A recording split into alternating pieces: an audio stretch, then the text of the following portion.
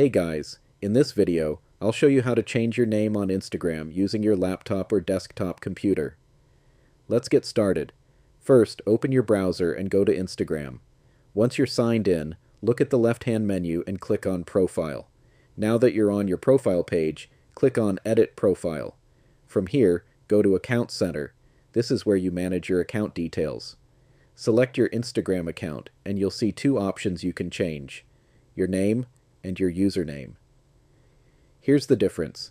Your name is what appears on your profile. Your username is your unique handle, like at your name.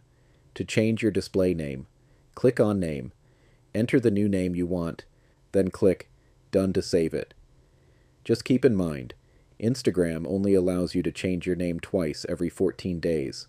Once you're done, go back to your profile, and you'll see your updated name right away. And that's it. If you found this helpful, don't forget to like and subscribe for more simple tutorials.